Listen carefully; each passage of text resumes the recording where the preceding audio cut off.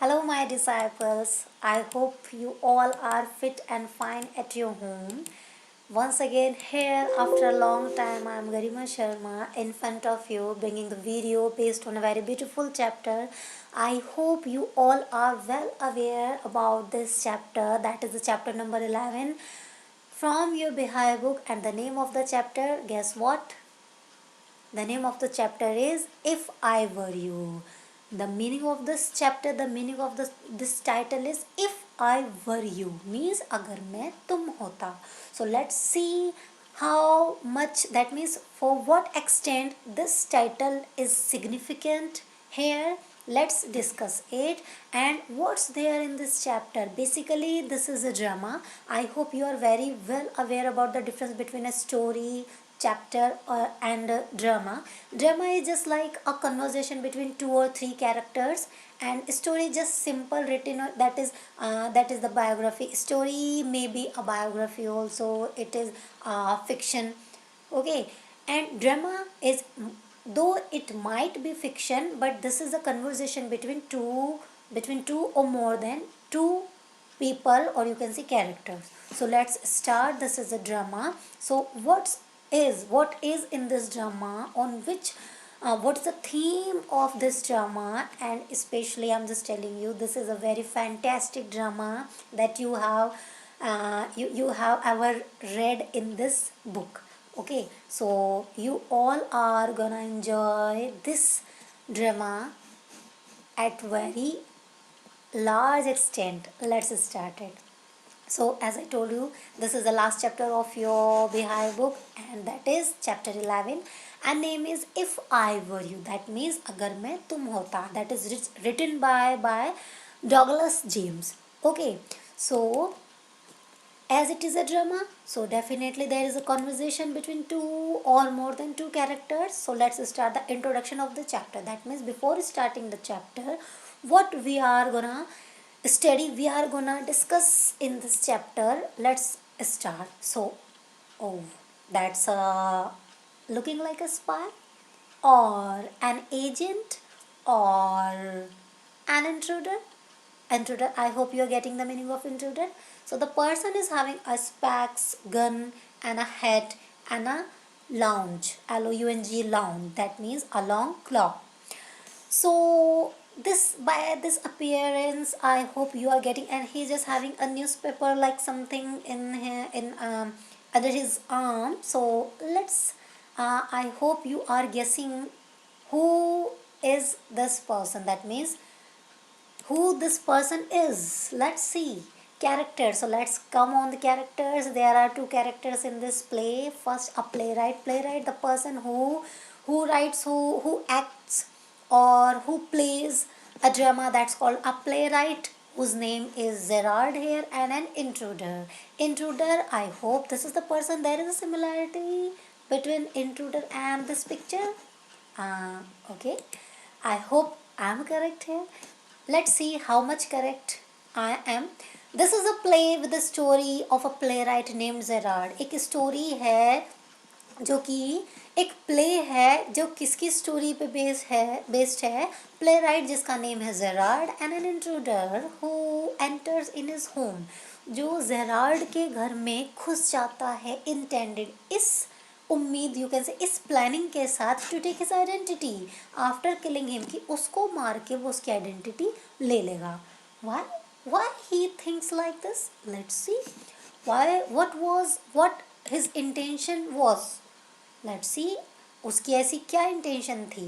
An intruder thinks that his personality matches with Gerard, and after killing him, उसको लगता था कि उसकी जो पर्सनैलिटी है जेरार्ड से मिलती थी. अब इतनी सी बात पे तो कोई किसी को किल नहीं करेगा. So let's see.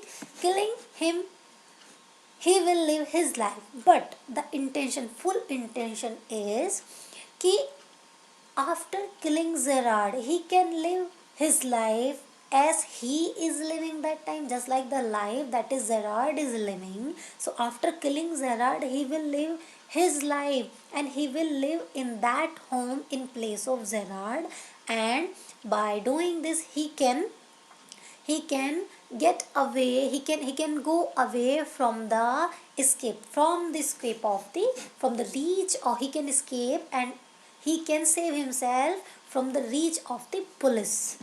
तो ये उसकी इंटेंशन थी, वो पुलिस से बच सकता था ऐसा करके. As Gerard is a playwright by the profession, so he creates a drama in front of intruder.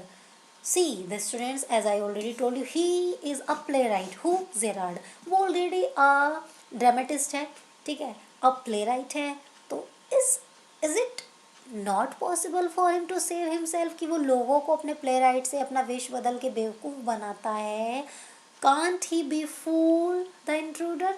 Let's see at how much extent he was successful be fooling the intruder. कितना वो कामयाब हुआ intruder को बेवकूफ़ बनाने में.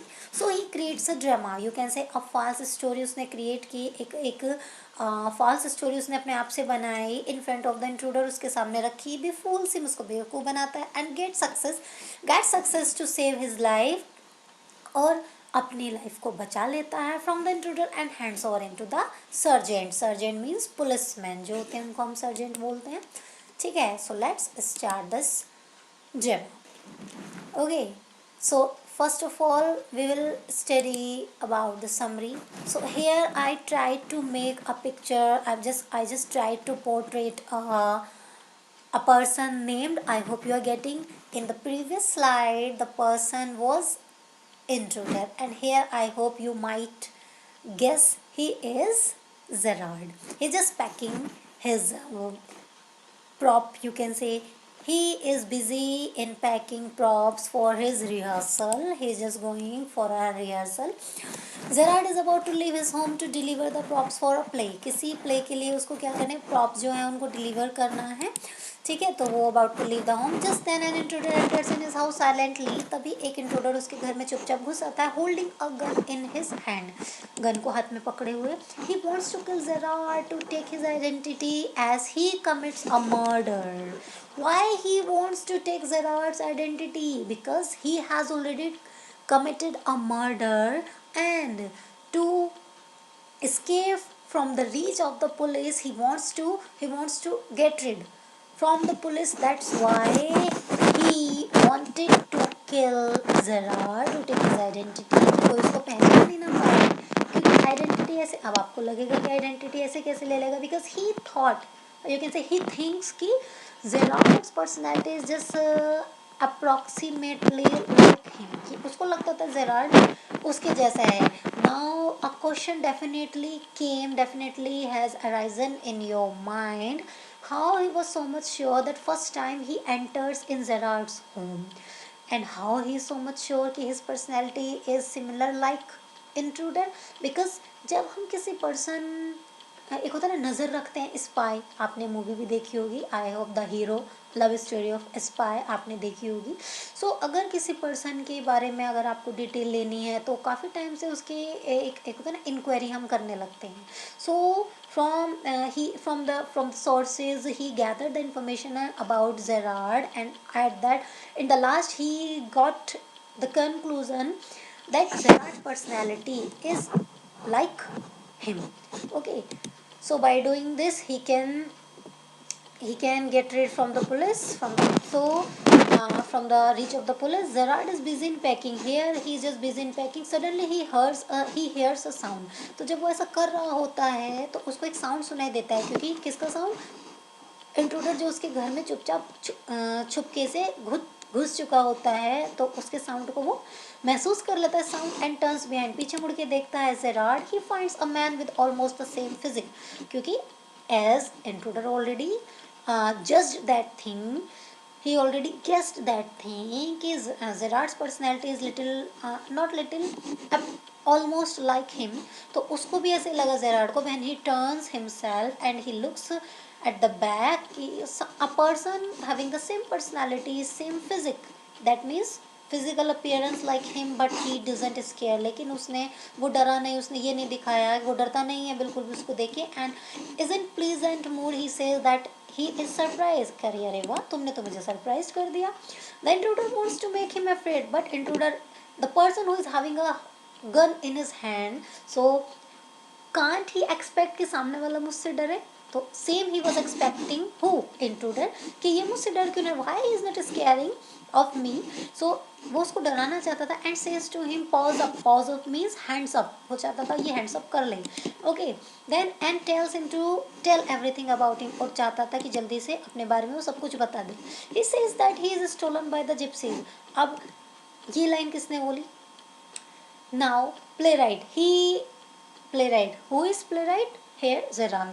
Gerard he understands, he you can say he understood everything, वो समझ गया सारी बातें। then he was just creating a story and he says that he is stolen by gypsies because वो सारी कंडीशन को समझ गया। he is a playwright obviously, तो समझ ही जाएगा वो, ठीक है, उसका प्रोफेशन ही यही है। तो he understood everything and he told intruder कि उसको gypsies, I hope you heard this name, gypsies होती है द ग्रुप ऑफ पीपल, एक the Fock F O FOLK, Fock होता है द ग्रुप ऑफ, जैसे फॉक डांस होता है एक कम्युनिटी, एक ग्रुप का, एक पर्टिकुलर जगह का रीजन, पर्टिकुलर रीजन से रिलेटेड। तो जिप्सीज नोमैड्स, NOMADS, नोमैड्स आपने सुना होगा कि nomads the person who roam from place to place, जिनका कुछ अपना घर नहीं होता, हिंदी में बोलते हैं खाना बदोश, ठीक है। तो जिप्सीज जो थे, जो ग्रुप है लोगों का, वो मुझे उठा ले आए थे एंड लिव्स देयर अलोन, और फिर मैं तब से यहाँ पे अकेला रह रहा हूँ, मेरे साथ कोई नहीं है। The intruder wants to know about all his business, वो उसके बारे में पूरा डिटेल जानना चाहता है, because the person who is just trying to get another person's identity, so definitely he wants to take all information, all detail about that person. So here I again try to make a picture of an intruder to make this presentation interesting for you. Okay, so Gerard understand everything, वो सब चीज़ें समझ जाता है now and tries to convince him to tell about his plan. अब वो उसके plan के बारे में अच्छे से जानने की कोशिश करता है। ही tells that he has murder, अब बता देता, बातों बातों में जस्ट लाइक हम उलझाने की कोशिश करते हैं और इस तरह से क्वेश्चन पूछने लगते हैं कि सामने वाला मजबूर होकर आपका रिप्लाई दे ही देता है। सो as intruder was thinking that he is smarter than Gerard, but Gerard as a playwright by profession is smarter than him. So he tells that he has murdered a jewel, and jewel means एक सुनार का murder कर देता है, and police is chasing him and how he can get rid of this, और किस तरह से वो बच सकता है। Instantly, तभी Gerard creates a plan in his mind and tells that he won't be beneficial after killing him as he too has already committed a murder। अब वो क्या बोलता है, अरे मुझे मार के भी कोई फायदे नहीं क्योंकि मैंने भी एक मर्डर कर रखा है, and planning to live his home, और आप देख नहीं रहे हो मैं भी घर छोड़ने की तैयारी कर रहा हूँ। Though see he was already you can get the idea, he was already packing his bag, है ना। तो he was just trying to make him convince कि देखो मैं भी घर जो छोड़ने की प्लानिंग कर रहा हूँ क्योंकि मैंने भी एक मर्डर किया और पुलिस मेरा भी पीछा कर रही है, वो आती ही होगी। द इंट्रूडर डजंट बिलीव, अब इंट्रूडर कहेगा अरे झूठ मत बोलो on him, and says that he stands one of his man he will call. तो वो उसको थोड़ा क्या करता है, उसको यकीन दिलाने की कोशिश करता है कि अरे देखो तुम्हें मेरी बात पे यकीन नहीं है, मैंने एक अपना आदमी बाहर खड़ा किया हुआ है, जैसे ही वो पुलिस को देख लेगा वो मुझे कॉल कर देगा, ठीक है। उसके बाद में सडनली फोन रिंग्स, तुरंत फोन बजता है। Gerard tells him to go via a secret door, via means किसके द्वारा, तो वो कहता है देखो मैंने बोला था ना, तो उसको उसकी बात पे थोड़ा सा यकीन होता है, लेकिन फिर भी वो कहता है अगर तुमने झूठ बोला तो वो उसको ये तक बोल देता है कि अगर तुम्हें लगे कि मैं झूठ बोला हूँ तो तुम यू कैन शूट मी, आप मुझे शूट कर देना, ठीक है। तो उसके पास और कोई ऑप्शन भी नहीं होता है, तो उसे जेरार्ड की बात पे यकीन करना ही होता है। तो Gerard tells him to go via secret door, वो कहता है कि पीछे वाले रास्ते से चलते हैं, पुलिस आ गई है क्योंकि कॉल आ गई है, तो दोनों को ही निकलना है, दोनों को अपनी जान बचानी है, मुझे मार के भी तुम्हें कोई फायदा नहीं होने वाला। दैट लेकिन एक्चुअल में जो वो सीक्रेट रूम बोलता है, secret door, that was a covered in actual, वो एक्चुअल में कवर्ड होती है, कवर्ड यानी कि अलमीरा होती है, वार्डरोब होती है, जिसमें वो उसको क्या करता है, उसको उसकी तरफ को धकेलता है। As he move near it, जैसे वो उसकी तरफ जाता है, Gerard pushes him inside it, वो उसको अंदर की तरफ धकेल देता है, जैसे वो उसका अलमीरा का डोर ओपन करता है, एंड लॉक्स द डोर, और गन तुरंत उसके हाथ में से जैसे धक्का देता है, गन निकल उसके हाथ में से छूट के गिर जाती है, और वो उस गेट को लॉक कर देता है। That he calls the surgeon to catch him, और उसको पकड़वाने के लिए पुलिस को बुला लेता है। So that is the summary of the chapter dear students, I hope you got it. Next slide, this is outline of the chapter, outline See, as summary, all the points have been merged. So on the basis of the outlines, see, outlines are very important, you can say a crucial part, mandatory part of a chapter, that you can create a chapter summary if you know the outlines of the chapter. outlines के पूरा frame पता चल जाता है आपको chapter का कि आखिर चैप्टर में है क्या. So again I just try to frame the whole chapter in these outlines. थोड़ा सा कोशिश की है कि in with the help of these outlines you can create the summary, you can create theme as well and other important things. Gerard is packing props for a play and about to leave his home.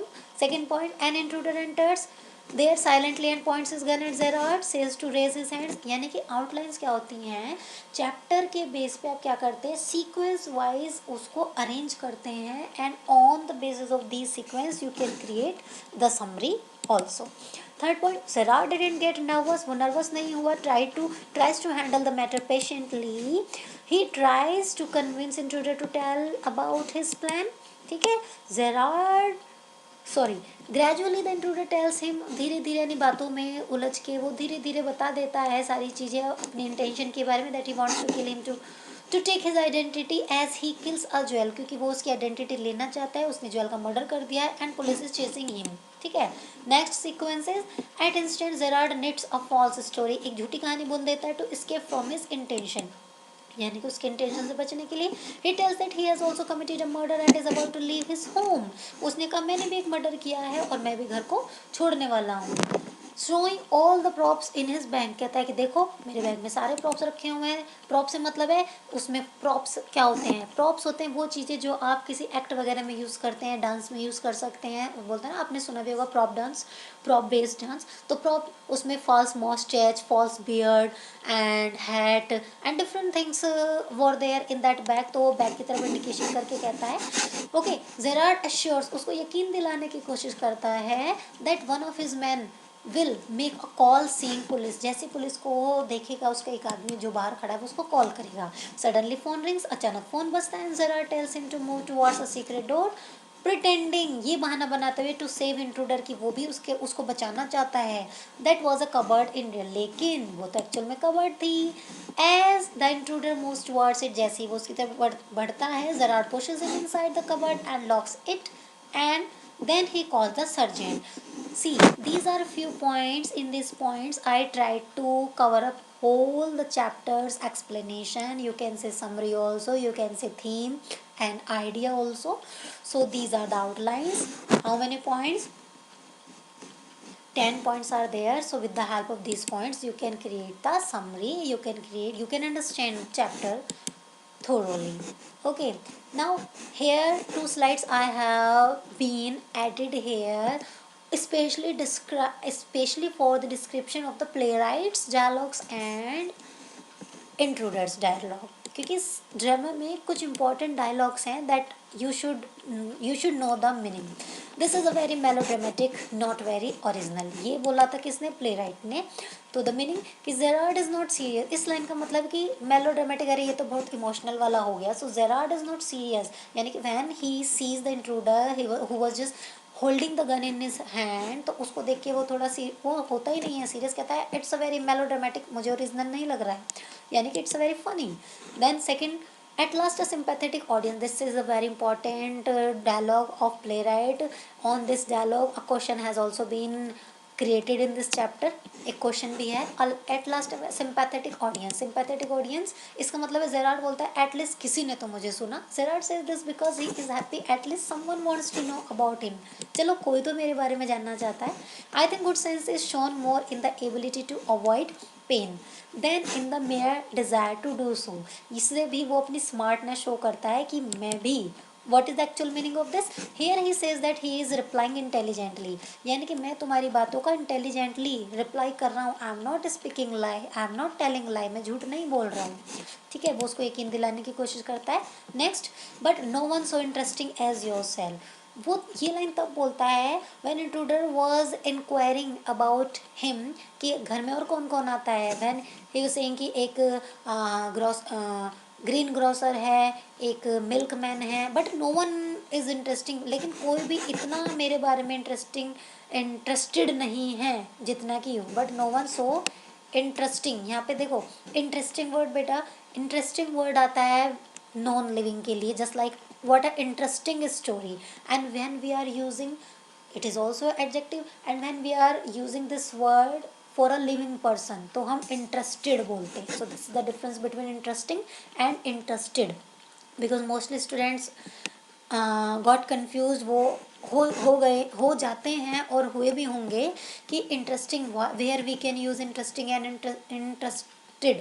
तो person की बात करते हैं तो interested, और किसी चीज़ की बात करते हैं इंटरेस्टिंग स्टोरी, तो वहाँ पे हम यानी कि एब्स्ट्रैक्ट नाउन बोल सकते हैं आप, तो वहाँ पे इंटरेस्टिंग किसी नॉन लिविंग के लिए इंटरेस्टिंग और लिविंग के लिए इंटरेस्टेड एज योर। लेकिन किसी ने इतना इंटरेस्ट नहीं लिया जितना कि तुम ले रहे हो, ठीक है।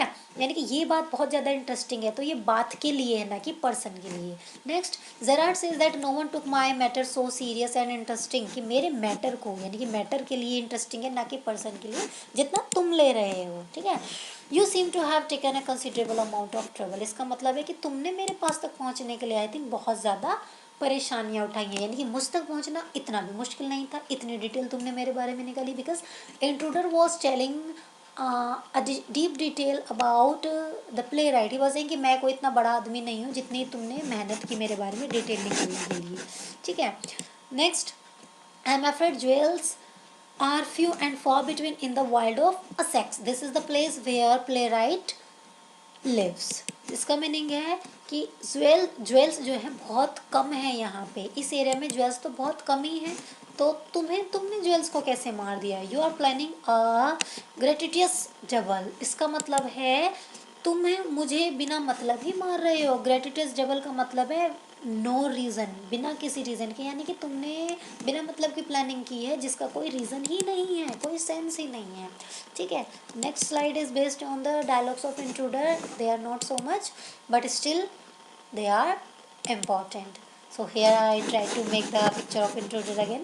So first dialogue of intruder is I don't think you will be pleased for long, यानी कि मुझे नहीं लगता तुम मुझे देख के ज़्यादा देर तक खुश रहने वाले हो। Soon Gerard will be scaring of him. Next, keep it to yourself and just answer my question, कि ज़्यादा मुझे एक्स्ट्रा बातें मत बताओ, keep it to yourself. When Gerard was telling stories of here and there, when Gerard was when he was beating about the Bush, means इधर उधर की बातें कर रहा था, उसने कहा कि ये सब बकवास बंद करो और मेरे बातों का जवाब दो, ठीक है। Next is you have got enough sense not to want to get hurt, कि तुम समझदार हो, तुम अपने आप को हर्ट नहीं करोगे, तो चुपचाप मेरी बातों का सीधे सीधे जवाब दे दो। I happen to know that you never see trade people, यानी कि मुझे लगता है कि तुम्हारा किसी बिजनेसमैन से कोई लेना देना नहीं है, क्योंकि तुम बड़े सिंपल से दिखाई दे रहे हो। Next, I have got brains I use them. See, I have got brains का मतलब मुझे काफ़ी लोग मिले इंटेलिजेंट जो अपने आप को ज़्यादा इंटेलिजेंट समझते थे, लेकिन मैंने उन्हीं के दिमाग से उनको यूज़ करके, उन्हीं का दिमाग यूज़ करके उनको पछाड़ दिया, उनको हरा दिया। He says that he is smarter than Gerrard and others, तो यानी कि वो कहना चाह रहा है कि मैं तुमसे भी स्मार्ट हूँ। Next, so are the cops. So are the cops, ये उसके लिए जब कहा jewels are very rare here, बहुत कम मिलते हैं, तो उसने कहा सो आर द कॉप्स, तो पुलिस भी तो रेयर ही मिलती है, तो पुलिस भी इस एरिया में कम आती है, तो तुम्हें मार के मैं आराम से चैन से ज़िंदगी जीऊँगा। Nobody will be there to disturb me to chase me, police मुझे कुछ नहीं कह पाएगी क्योंकि उसको पता ही नहीं चलेगा मैं यहाँ हूँ, वैसे भी पुलिस यहाँ पे बहुत कम आती है, ठीक है।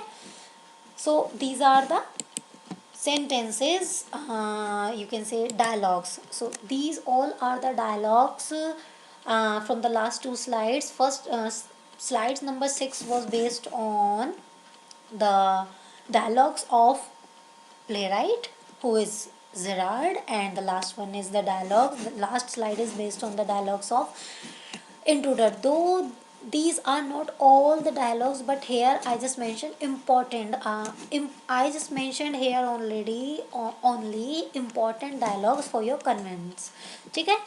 So these are the slides my dear students based on chapter number 11. I hope you got all the things, almost what I tried to impart in front of you. I hope you like this video.